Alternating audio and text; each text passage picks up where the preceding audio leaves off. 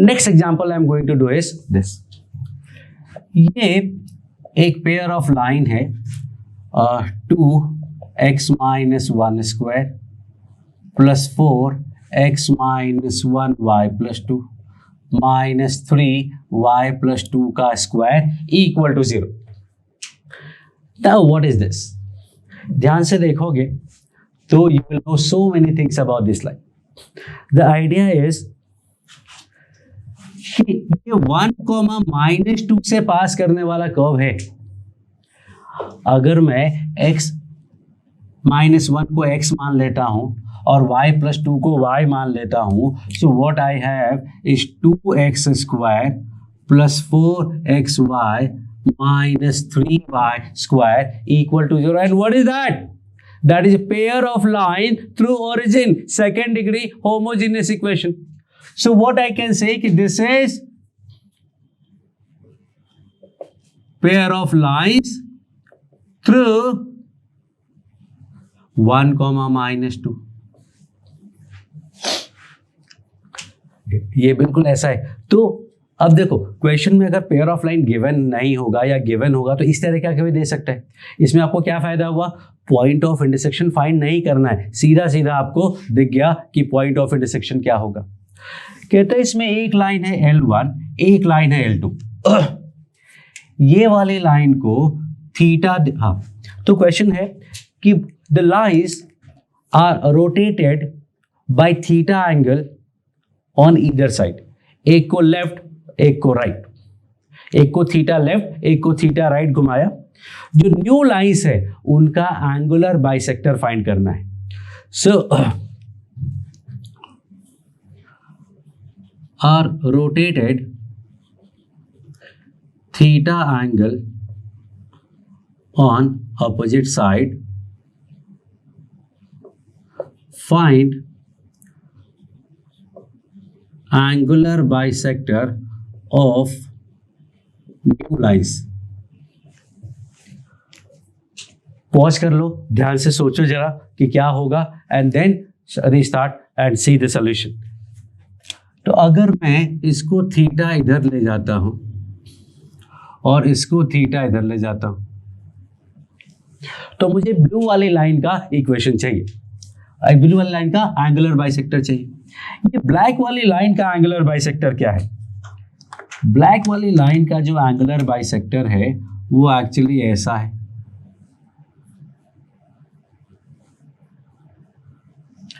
और blue line का angular bisector वो भी यही होगा. इफ यू सी कि भाई ये दोनों एंगल सेम थे और ये एंगल पहले दिया ही हुआ है कि इक्वल एंगल रोटेट किया. So finally this angle is same as this angle, मतलब angular bisector will not change. एक को उधर घुमाया एक को इधर घुमाया, एंगुलर बाइसेक्टर चेंज नहीं होगा. सिमिलरली अगर ये दो पुराने लाइंस हैं और इसको मैंने बाहर की जगह इसको अंदर थीटा घुमा दिया और इसको भी अंदर थीटा घुमा दिया, तो भी angular bisectors is not going to change, क्योंकि वो अभी भी एंगुलर बाइसेक्टर ही है.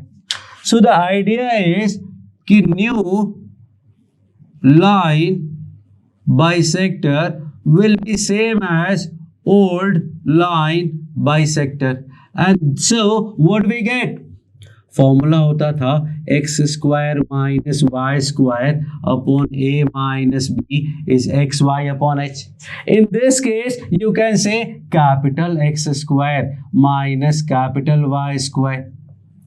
अब कैपिटल x स्क्वायर एक्चुअली क्या है? x minus 1 y plus 2 upon 2 minus minus 3 equal to x minus 1 y plus 2 upon h that is 2. खत्म. देखो आपको पॉइंट ऑफ इंटरसेक्शन नहीं निकालना पड़ा, सीधा सीधा में पहले से पता था. तो फॉर्मूले में क्या था? x की जगह x माइनस अल्फा होता है, y की जगह y माइनस बीटा या x minus p, y minus q, जो भी नाम दो, पॉइंट ऑफ इंटरसेक्शन होता है. Point of intersection already question में दिया हुआ था. That is the beauty of this question, I will say. So this is how we solve this question कि अगर दोनों को थीटा थीटा रोटेट कर दोगे तो सेंटर नहीं चेंज होगा, angular bisector will not change. That is about this question. One more question I am going to do. ax square plus 2hxy plus by square plus 2gx plus 2fy plus c equal to 0. और second लेते हैं a dash x square 2h dash x y b dash y square 2g dash x 2f dash y equal to 0. इसमें c नहीं है. कहते हैं कि ये दोनों कर्व आपस में जहां भी कट करेंगे उन दोनों पॉइंट को ओरिजिन से ज्वाइन करने वाले लाइन का कंबाइंड इक्वेशन फाइंड करना है. You need to find equation of OA and OB. अब तक आपको पता चल गया होगा कि we are actually talking about homogenisation. But homogenisation में जो हमने पढ़ा है दैट इज वन कर्व होता था और एक लाइन होता था. लेकिन यहाँ ऐसा कोई कंपल्शन नहीं है, दोनों कर्व भी हो सकते हैं. Concept is not going to change. But the problem is कि वो 1 डिग्री का टर्म कैसे आएगा जिसका वैल्यू 1 होता था, वो कैसे आएगा. दोनों इक्वेशन में से एक इक्वेशन ऐसा होगा जिसमें सिर्फ 2 टाइप के टर्म होंगे. फर्स्ट में देखो, टाइप मतलब डिग्री.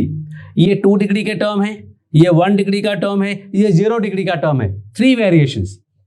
लाइन में क्या था, एक 1 डिग्री का टर्म था और एक 0 डिग्री का टर्म था. Only 2 type of terms. यहां देखो, ये 2 डिग्री का टर्म, ये 1 डिग्री का टर्म. तो जो 2 टाइप वाले टर्म्स है 2 डिग्रीज ओनली, वो हमारा L जैसा बिहेव करेगा. यहां से I am going to say a dash x square 2h dash x y b dash y square is minus 2g dash x minus 2f dash y. दोनों को अलग अलग कर लिया. अब उससे डिवाइड कर दो. What do I get, a dash x square 2h dash x y plus b dash y square upon minus 2g dash x minus 2f dash y equal to 1.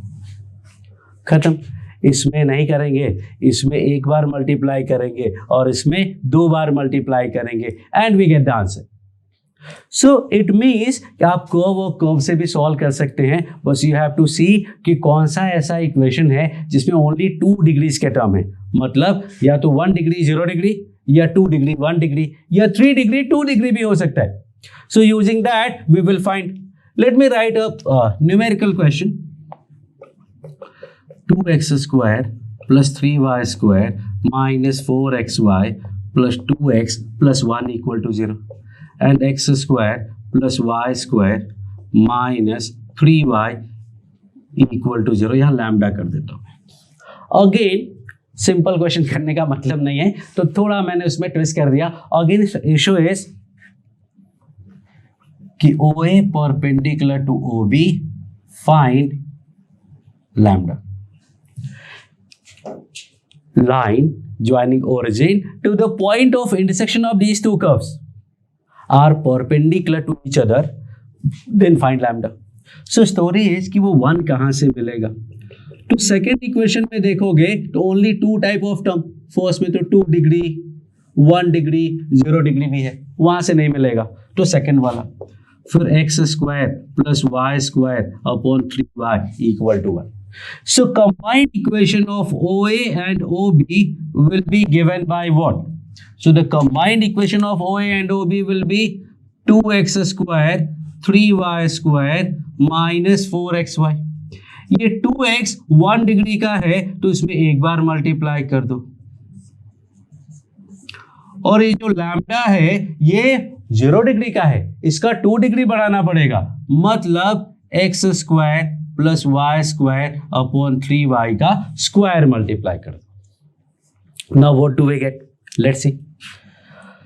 ये 3y का स्क्वायर इस बार पूरे में multiply कर देते हैं. मतलब basically multiply everything by 9y square. That gives me 18x square y square 27y power 4.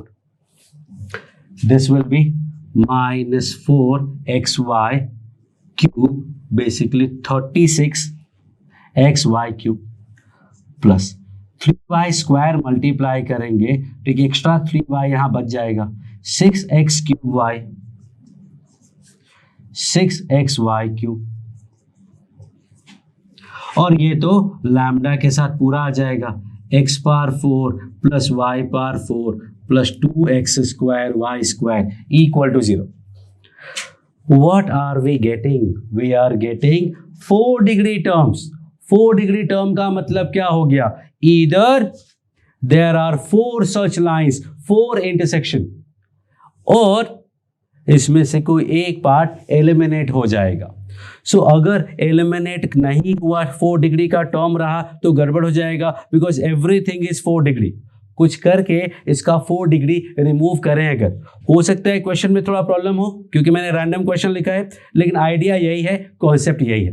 तो अगर मुझे 4 डिग्री का टर्म रिमूव करना है तो I can try something. Let's do it.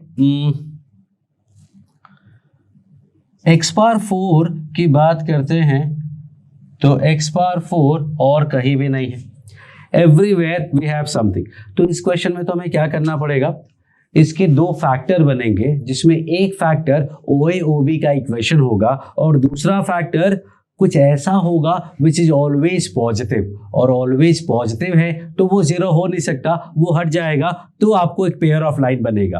और फिर परपेंडिकुलर के लिए क्या करोगे? परपेंडिकुलर के लिए वी विल डू, परपेंडिकुलर के लिए what we do, a plus b equal to 0. Let me change this question a bit. Let's see how it works out. क्योंकि ये तो आपके लिए डिफिकल्ट हो जाएगा समझना भी, तो मैं काम करता हूं, मैं ये लैम्डा एक बार हटा देता हूं, देखते इक्वेशन आता है या नहीं आता है. सो अगर मैंने लैम्डा हटा दिया तो ये पार्ट पूरा का पूरा चला जाएगा.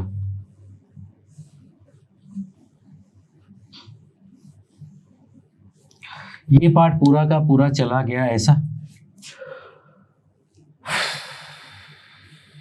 ओके, 2x के साथ एक बार मल्टीप्लाई किया. अब ये 3y मल्टीप्लाई होगा.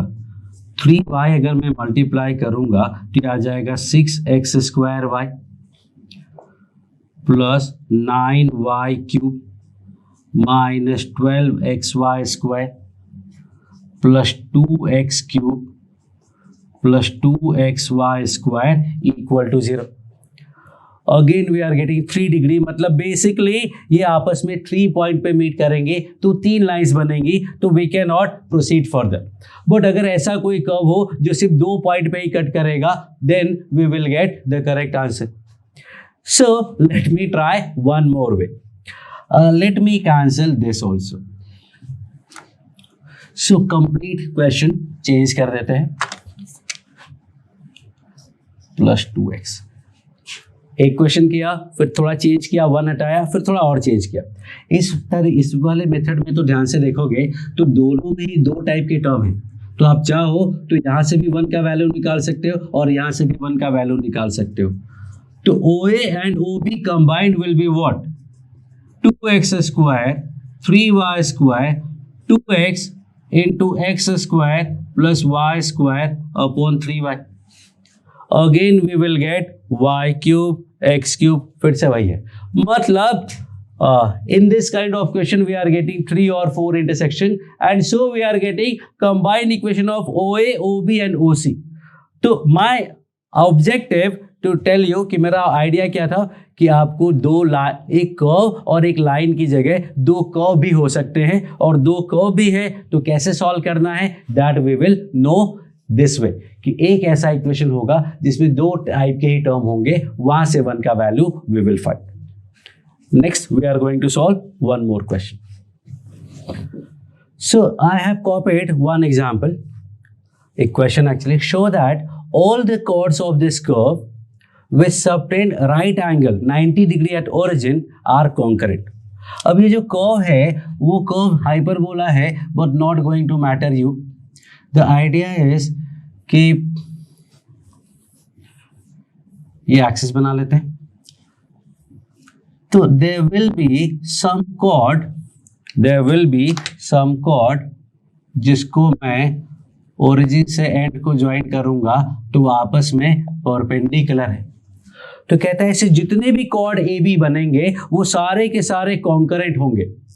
Feels like homogenisation. Let's see. So let me take the line as y equal to mx plus c, or let me say ax plus by equal to 1। बोलो ये line ले सकते हैं? ax plus by equal to 1 बोलने का मतलब मैंने c से पूरे को डिवाइड कर दिया है।